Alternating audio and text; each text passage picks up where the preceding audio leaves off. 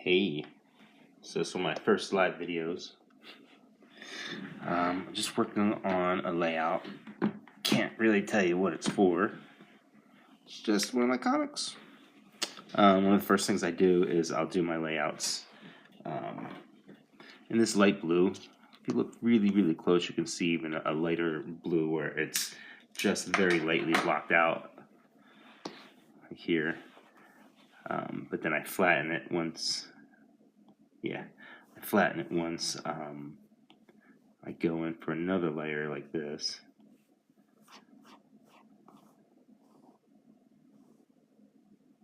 Yeah, just keep it really loose. Backgrounds typically come in later, unless the backgrounds have like some sort of effect on the story. Like there's this case here with a thing in it. Don't really want to say what it is yet.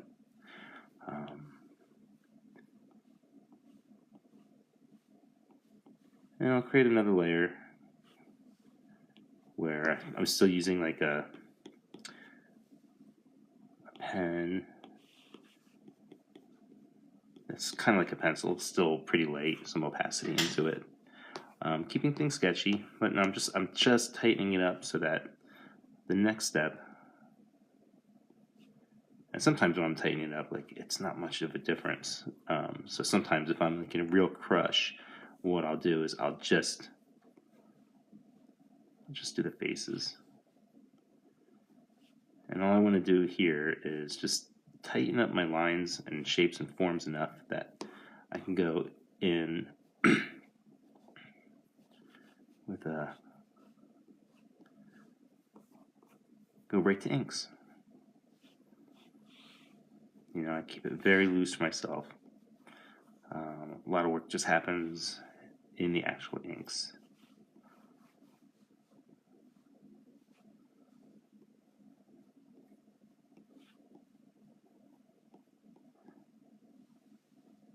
And I'm using, what am I using here? It's iPad Pro, Clip Studio, which I love. It's like a kind of a lifesaver, especially as I've gotten older. As I've gotten older, like my eyesight just sucks. So it's a little bit of a struggle sometimes to actually, you know, see some of the details. I do still work traditionally.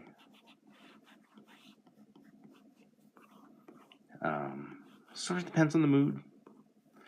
I used to really try and figure out what was faster, working digitally or analog. And it's really hard to say. There's something about working analog where it's really clear when the page is done, when you don't need to add any more detail or anything. Whereas like with digital, it's just easy to keep adding things. So it kind of tricks you and you keep working even though you've technically already drawn the page. And you have all the information that you need on there.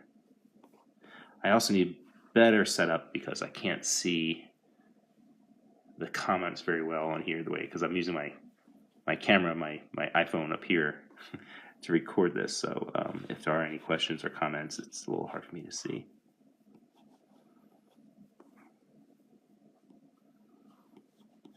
And you can see the imperfections here. Like I'm not trying to draw everything perfectly with each little pass that I do. I'm just looking to improve it a little bit each time.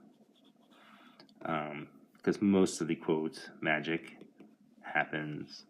I'm not sure about her shirt. I don't know how it's going to be. Most quote magic happens sort of in the inks, you know, which is why it's important for me to just get the basics down here. As you can see, I try and move pretty fast. I'm not trying to rush, but time is always of the essence. You know, you're either drawing a monthly book or you're drawing multiple books. I'm typically drawing multiple books a month. There's only so much time and energy in the day. So, you know, those days of like really taking your time and fetishizing over every page and panel, those are gone.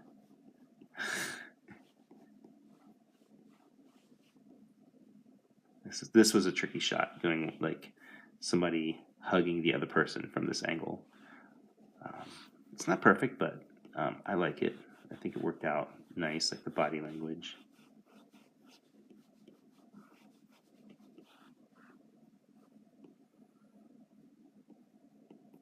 And I might even do, when I start to ink, I might even go in and do one more layer, like this loose pencil layer, to tighten up or to fix certain things like this thumb here. Yeah, just little stuff to make sure it all comes together.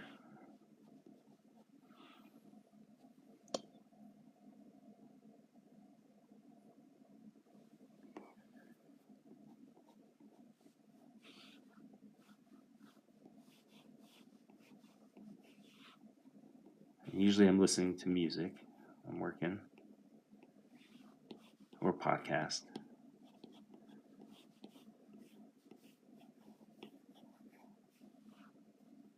I listen to a lot of UFO podcasts. If you know my work, one of my books is called Project Blue Book with James Tinian, which is all about UFOs and UFO investigations during the 1950s up into the 70s. So it's not specifically about Project Blue Book, but it uses the idea of Project Blue Book as a sort of template to cover all these other stories. So I listen to a lot of UFO stuff to keep me in the mood of that.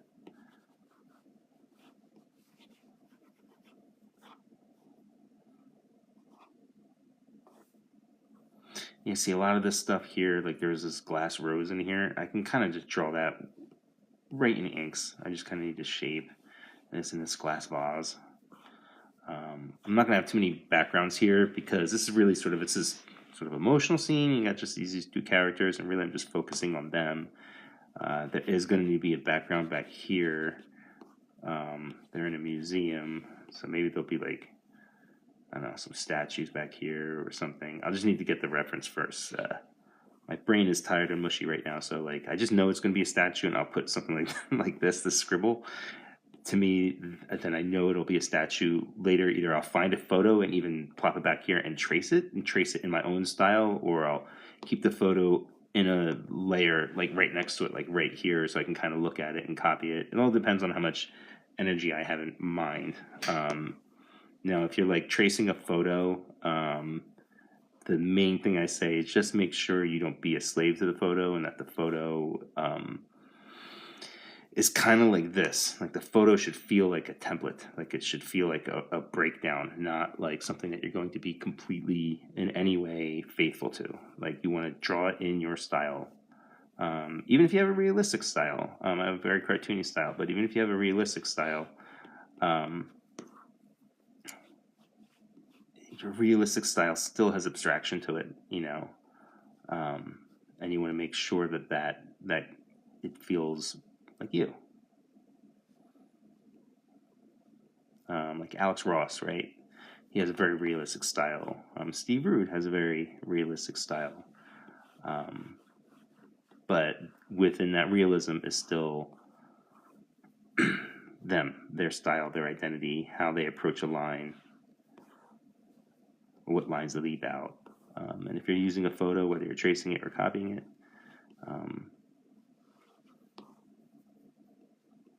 and don't tell anybody that there's something wrong with tracing a photo. That's not true. Professionals have been doing it long before me. Again, it's kind of how you use it. It's up to style and taste. You do have to watch out for copyright kind of stuff when it comes to photos. That's a whole other subject. It'd be too much to get into. I take a lot of my own photos as well. Sometimes I'll have Taki help me out. The other day there was somebody taking a knife, and it was a knife that was broken in half, and I had to put it together like this. And from the angle I was drawing with, I was just failing, and I had to redraw it a bunch of times. And even after I took the photo with Taki holding it, I still couldn't quite get it. It was just such an awkward thing. That's the other thing, is if you're using photo reference, the photo reference itself isn't always going to feel right, because when you're drawing comics specifically, there's a certain amount of abstraction, and realism doesn't always work. like in my younger days when I was trying to understand how to draw, and I would just literally trace like a whole figure and do my best to stay really close to the photo. I noticed how big the heads were, and that's because the camera lens will, exaggerate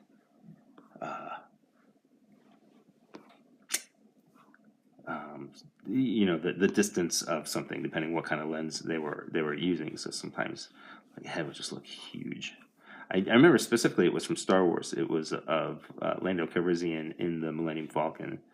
Kind of an easy picture to find. If you find it, just look at how big his head looks. And when you draw it, it's like ridiculous. But I mean, I'm not one to talk about proportions. I draw so cartoony and abstractly.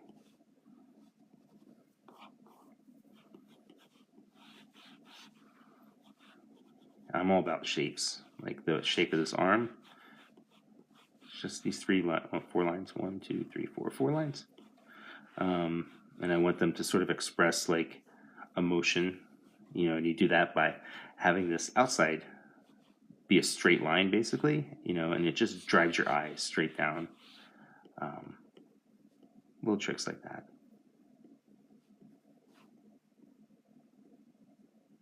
Yeah, I got to figure out how to. Maybe I need a second account or something so I can see some of the comments, so that I can actually see them while I'm writing or drawing.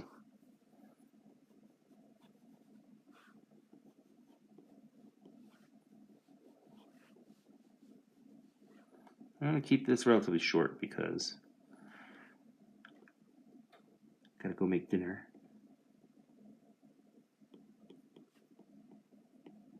Again, this is so fucking messed up here, so but it doesn't matter because you're doing these in layers, right? So let's take this face.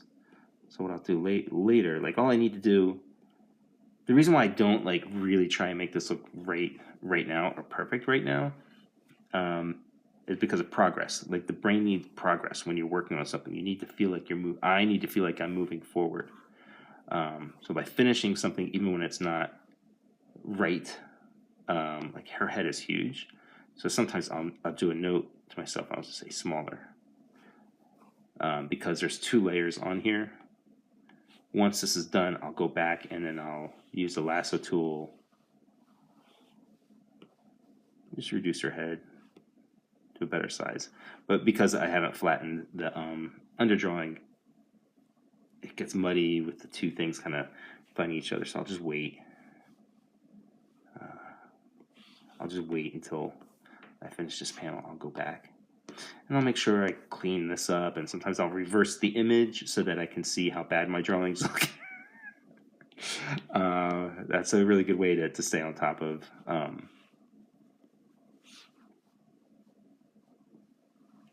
your quality and stuff. I mean, maybe if I paid more attention. Actually, it's not just attention. I need to sort of study construction a bit more. The construction of the face, that's where you see the sort of lines going around and describing the skull shape. You can get a real perfection going on there. And if your foundation is really strong, then your faces are going to be much better. And even though I've been around for 30 years and, I got jobs and all that stuff, I want to keep improving. In fact, the older you get, the more you got to stay on top of it because you can get lazy. I've seen that happen a lot. And then people's art styles or abilities sort of fall to the wayside. And that's a big fear. I never want that. That's supposed to be a CB. He's holding his head, but again, I'll worry about that a little bit later. I just want the momentum of moving forward, the momentum of successfully finishing out these layouts before, or you call it breakdowns at this point, the pencil breakdowns. I want to finish this before I go and make dinner.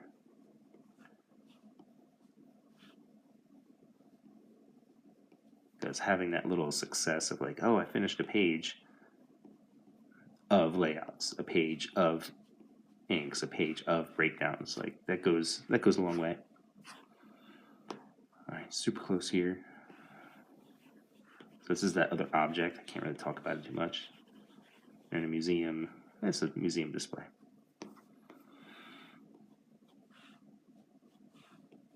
And this is sort of an extension of what I used to do before digital, which is I would lay out the page on, this would be a photocopy paper, like 11 by 17. And then I would very loosely pencil, which is sort of like what you'd see here with the light blue. And then I would take a ballpoint pen and do all my basic shapes and outlines like this. In fact, sometimes I even do that when I'm working digitally. I got carried away here with all these scribbles. Like, it's better if I can just, pardon me, as you see here in these earlier faces, like, it's a more of an assured line. It's a very specific, solid line. Like, so when I'm inking, I'm not going to have to look for what is the shape of the face or the exact shape of the hand, because it won't be in a bunch of sketchy lines.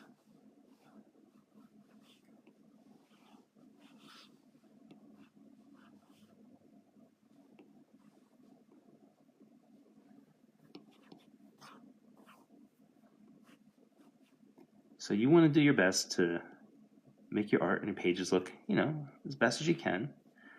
But I think perfection is the opposite of art. It's also going to get in your way psychologically. It's going to get in your way time-wise. So to never be like, oh, it's good enough. I don't mean that. But to find a balance between quality and professionalism. I don't know how to put it. It's a balance between the quality of your pages and also making sure you're just getting things done. Especially in comics, it's a very demanding field of time and energy, and I've seen amazing artists just peter out because they want everything to look beautiful and perfect. But then again, this is easy for me to say because I have such a cartoony style, right?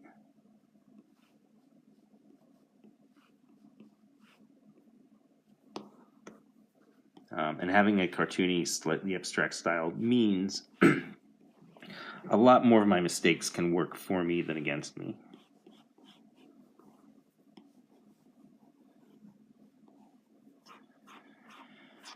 Okay, and some of these lines here, these are notes for me. These are gonna be like shadows and stuff. Like it's an art shorthand. Like I'm not gonna bother getting into it, and especially because, like, let's be honest, these tools that we have now, like Clip Studio and Procreate, like they have these like perspective making tools. It does have to work for you,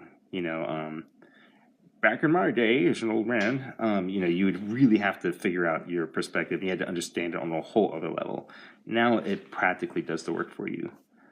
So like all I have to do is just do some sketches like this, and this just tells me what the angle of the room will be. But I'm not going to spend time on that right now because I want to be able to just focus on getting these layouts done. So here's what I was talking about before. I'm going to now flatten this. There. Oops. Did it work? I should be using shortcut keys, but I have a bad habit of not. I don't know why. I think I just don't like to learn new things sometimes. So like, I know there's like a keypad that I can have here that could do all my shortcuts for me, but instead I tend to I'm just this habit of going back into there. All right, so here's some stuff. Let's do this. Let's transform, rotate the whole canvas, flip it horizontal. Now this will help me see some of the funkiness. A little funkiness in his face here. I'm going to fix that.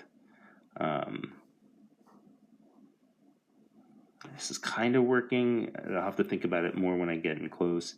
He's a little awkward, but it'll survive.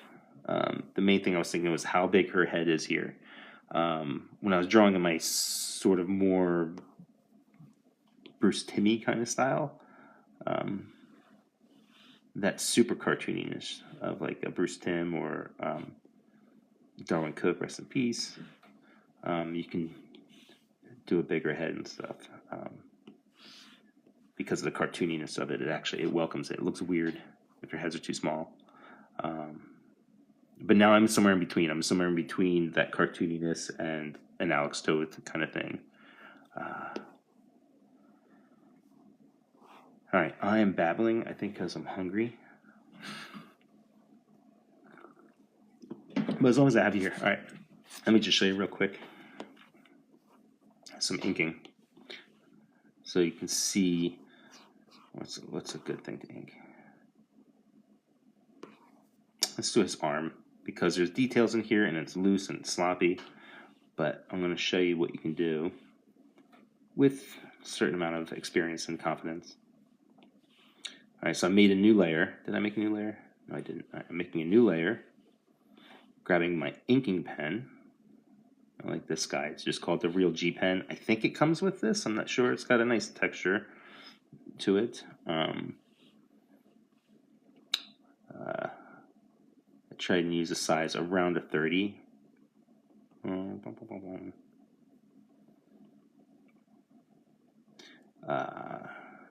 then I use the stabilization tool on here. Because it's even though I've got like a film on this to make it feel more like paper, there's still a problem of too much smoothness. And there's a lot of control that I've built up over the years working with pen and inks on paper, but that doesn't quite translate.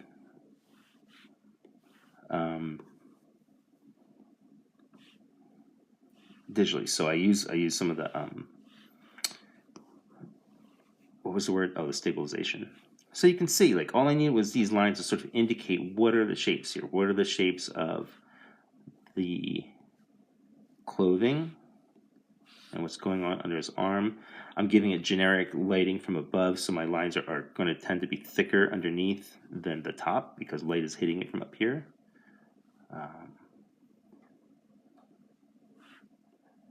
Then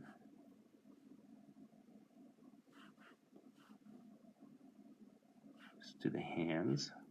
And you can see I'm diverting a little bit away from even my little layout breakdown of the hands. And it helps that I draw these weird clunky Jack Kirby fingers, right? But I'm giving it more of a contour to the shape of the thing. I also don't really like these hands. I'm probably going to re-ink this later. This is one of the things that I love about working digitally. You know, and then just like with this, I know I want to lay down a shadow, his face, for his face.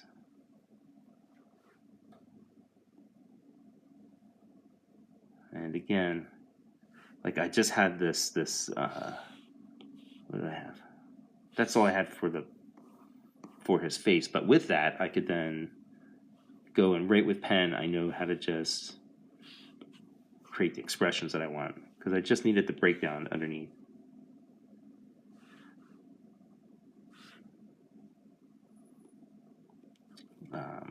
So I'll probably tighten this up. I'm going to get rid of all this. I'm not even going to use it. But then let me show you something else.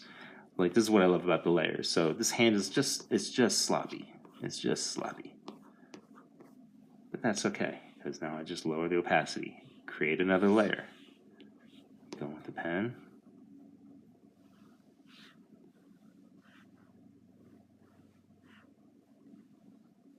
And I can tighten it up. And it takes no effort, very little time.